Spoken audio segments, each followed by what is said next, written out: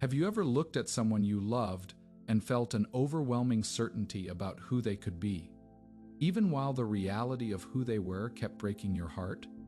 It is one of the most quiet, agonizing forms of emotional torture. You see their brilliance, their softest moments, and the incredible partner they have the capacity to become when their guard is down. You tell yourself, if they just heal this one wound, if they just get past this one stressful season, or if I just show them enough patience, they will finally step into their true potential. But week after week, month after month, you find yourself fighting for a future that only exists inside your own head. What if the person you fell so deeply in love with wasn't actually standing in front of you, but was a phantom created by your own hope? This is the psychological trap of loving potential over reality, a dynamic that binds millions of empathetic, high-giving people to relationships that consistently leave them emotionally starved. When you fall in love with potential, you aren't actually relating to the human being in the present moment.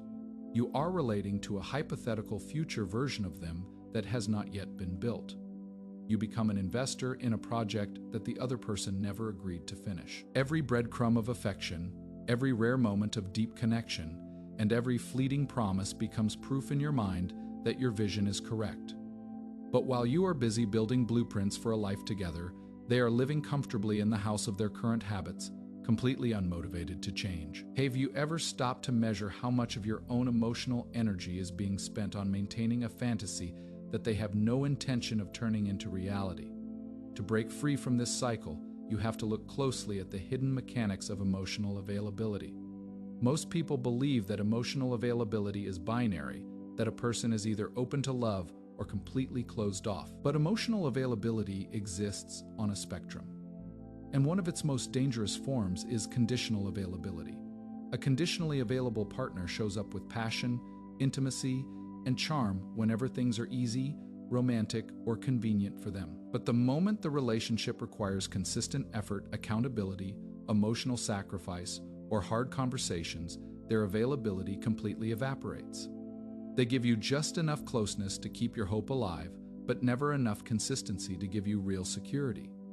What happens inside your mind when you mistake their occasional warmth for genuine readiness to build a life together? When you confuse occasional warmth with true commitment, your brain creates an addictive cognitive loop.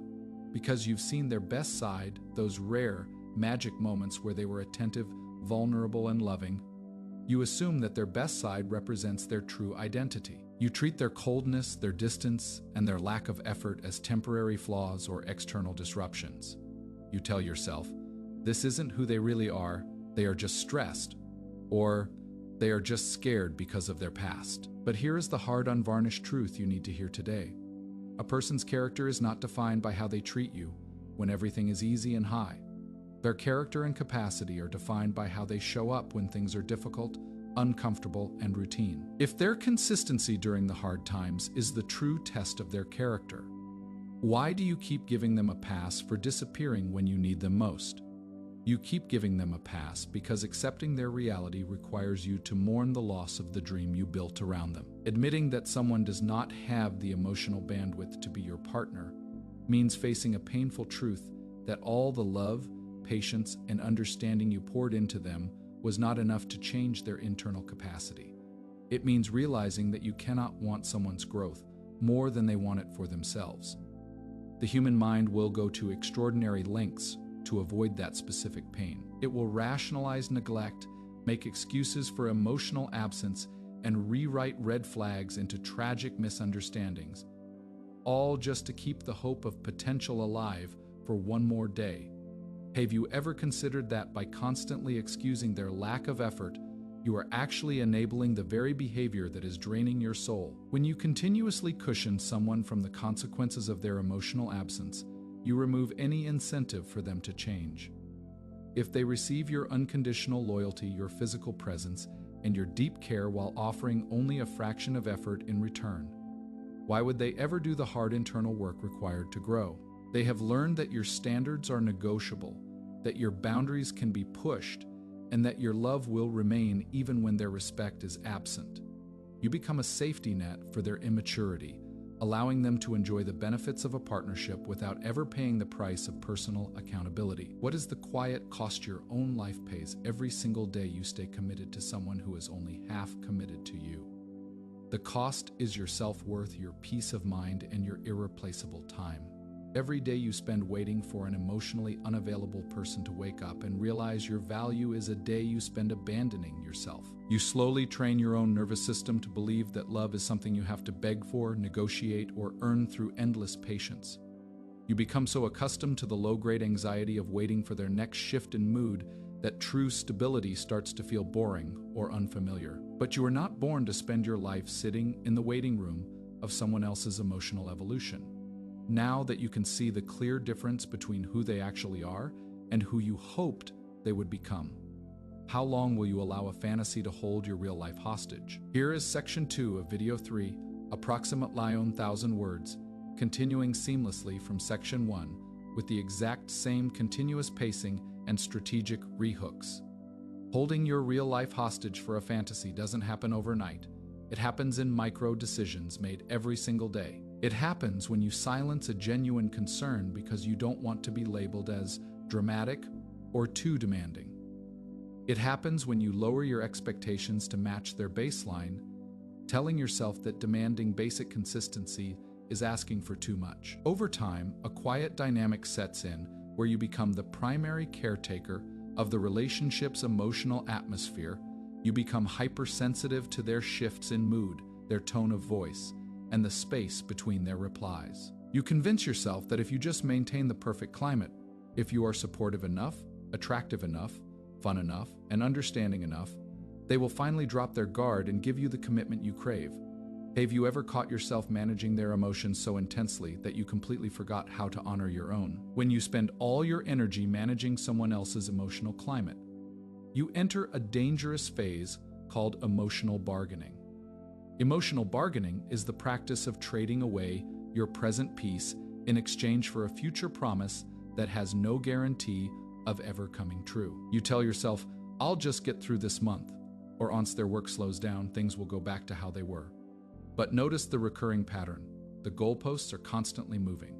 The moment one obstacle disappears, a new excuse immediately takes its place. The truth is, for an emotionally unavailable partner, there will always be a reason why right now isn't the right time. The external circumstances aren't creating their distance. Their internal resistance is simply using those circumstances as a convenient shield. What if the bad timing they keep blaming was actually just a soft excuse to keep you at arm's length without losing access to your care? Accepting this possibility feels terrifying because it forces you to confront the illusion of control. As long as you believe that timing, stress, or external factors are the problem, you can hold on to the hope that fixing those variables will fix the relationship. But the moment you realize that their lack of effort is an internal choice, you are stripped of that illusion. You have to face the cold reality that no amount of your effort can force someone to value what they are simply not ready to hold. A partner who truly wants to build a life with you does not let circumstances dictate their commitment. They use their commitment to navigate through the circumstances together. If someone's willingness to fight for you is the ultimate indicator of their investment, why do you keep convincing yourself that their silence is just a sign of stress? You convince yourself of this because your mind is trying to shield your heart from the pain of unrequited depth. When you care deeply about someone, recognizing that they do not share your level of investment feels like a physical wound. It threatens your sense of emotional safety and forces you to question your judgment. So to protect yourself from that sting, your brain builds a wall of rationalizations. You tell yourself that they are just bad at communicating, that they express love differently, or that they are working through their own issues. But there is a massive difference between someone who is genuinely working through their issues while staying actively engaged, and someone who uses their issues as a permanent pass for neglect. How many red flags have you relabeled as personal quirks just to avoid admitting that this dynamic is draining your life force? Relabeling red flags is a survival strategy in a one-sided relationship, but it carries a devastating long-term cost. Every time you excuse behavior that hurts you, you betray your own intuition. You teach yourself not to trust your gut instincts. When your inner voice whispers, "This doesn't feel safe," or "I deserve more than this," you push that voice down and replace it with excuses for their behavior.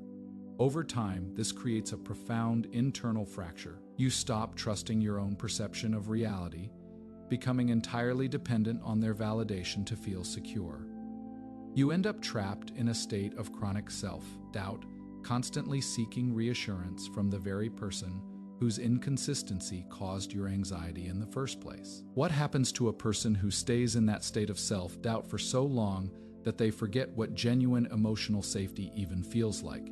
They begin to accept crumb-based relationships as their normal baseline. They start believing that love is supposed to feel like anxiety, that peace is a luxury, and that true intimacy is something you have to constantly fight for and earn. They lose sight of the fact that real love brings clarity, not confusion. It brings ease, not constant negotiation. When you are with someone who is truly emotionally available and aligned with you, you don't have to spend your weekends decoding their signals or wondering where you stand. Their actions match their words, their presence is consistent, and their commitment doesn't vanish when life gets complicated. Now that you can see how bargaining for love has diminished your own self-trust, how do you step out of the illusion and begin reclaiming your worth?